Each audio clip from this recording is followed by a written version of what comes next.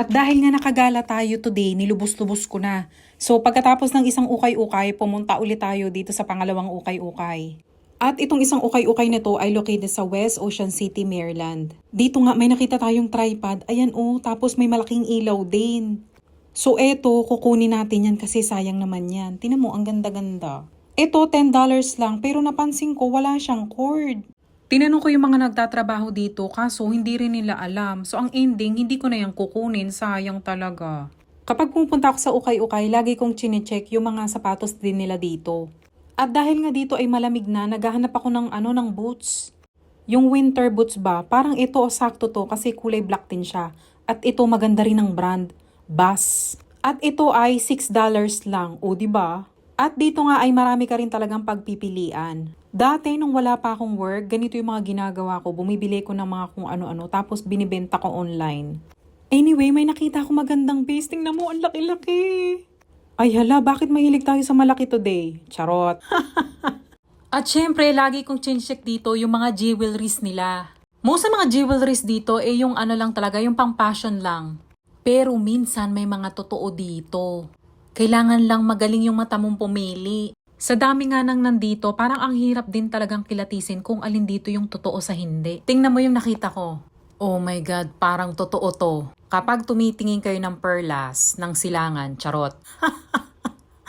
Ay, ganito yung pagkakaiba. Yung tulay na perlas, ganito ang itsura, hindi siya pantay-pantay. Yung bilog, yung laki, yung shape. Pero yung peke, makikita mo agad. Pare-pareho ng itsura, pare-pareho na kung gaano kalaki yung bilog. At syempre, kapag kiniskis mo sa isa't isa, nagkakaroon ng scratches. Parang natatanggal yung pinaka-plastic na cover nung perlas. Pero ang alam kong totoong perlas, kapag kiniskis mo sa isa't isa, nagkakaroon ng parang powder na puti. Tapos kapag tiningnan mo yung perlas, wala siyang gasgas. Malinis na malinis pa rin. Ay, totoo nga siguro to. At dito nga ay hindi tayo nasiyahan. Kiniskis ko pa ng ilang beses para makita natin kung lalabas yung pinaka parang powder niya. At ito nakita nyo naman, lumabas yung pinaka powder niya. Pero yung pinaka pearls niya, hindi talaga siya nagkakaroon ng gasgas. Ito na yung pangalawang beses na nakakuha ako ng totoong perlas dito sa ukay-ukay. Pero ang hindi ko lang sure yung pinaka-chain nito. After ko sa ukay-ukay, dadaan tayo dito sa TJ's Maxx kasi kailangan ko ng phone holder para sa sasakyan. Kasi yung sa akin, ayaw na, natanggal na yung dikit. Itong kalsada na to ay located sa Ocean City, Maryland. At dito kami tumira ng 8 years dati.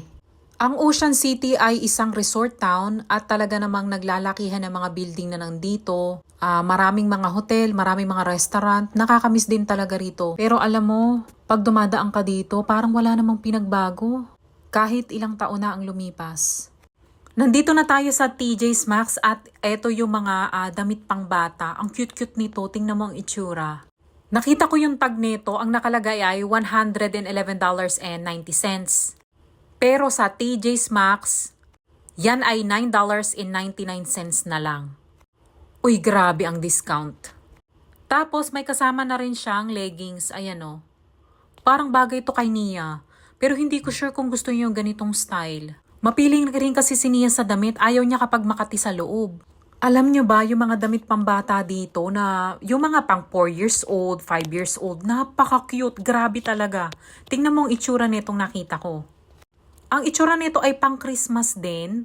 So eto makikita natin, one set na siya. Ito yung pinakadamit, tapos may bag na kasama. Tapos kasama din yung pinaka-coat niya. Ay napakaganda talaga, napaka-cute. Ganito yung mga gusto kong damit ni Nia, kaso wala na silang size na pang malaki. Eto pa yung mga cute na damit na nakita ko. Ang ganda-ganda rin. May kasamang headband, yung pinakadamit niya, tapos may skirt.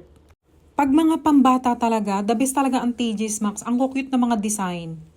Eto namang isa, ang cute din. Pero si Nia ayaw niya kasi ng black. Eto pa yung isang cute na nakita ko. Sobrang cute na mga design dito ng mga pang winter na damit. Ayan oh.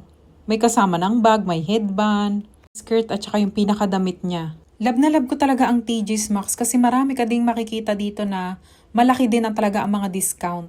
Nakita rin natin yung mga pabango. Ito yung mga pabango nila. Alam mo dati yung mga pabango dito, hindi nila nilalak sa sa shelf. Ngayon nakalak na. Iisa lang ang ibig sabihin.